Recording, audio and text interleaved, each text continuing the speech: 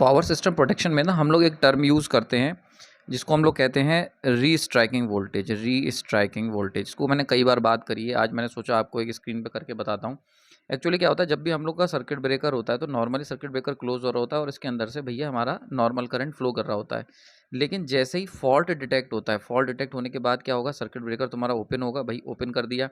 और ओपन करोगे तो क्या होता है, ये जो नॉर्मल करंट या फॉल्ट करंट फ्लो कर रहा होता है ये एकदम से रुकता नहीं है, बल्कि क्या करता है, यहाँ पर आर्किंग हो जाती है।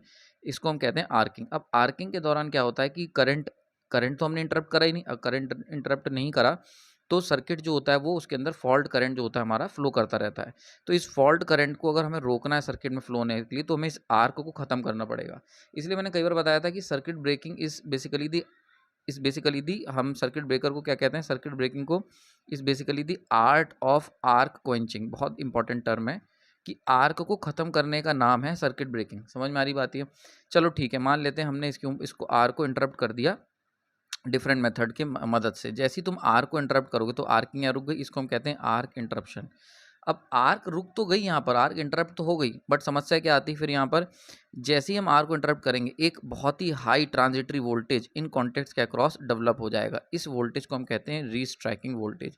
और ये जो रीस्ट्राइकिंग वोल्टेज है ये क्या करता है, ये इस दोनों कॉन्टैक्ट के अक्रॉस वापस से आर्क को सेटअप करने में हेल्प करता है। तो ये होता है रीस्ट्राइकिंग वोल्टेज। अब इससे ज़्यादा एक और इम्पॉर्टेंट टर्म होता है जिसको हम कहते हैं RRV। ये वो मूवी वाला नहीं है, यहाँ पर है rate of rise of restriking voltage. अब ये क्या होता है इसको मैं अगले वीडियो में बताऊंगा इसी तरीके से। अगर ये पसंद आ रहा है आपको ये मेथड मेरा पढ़ाने का तो बताना।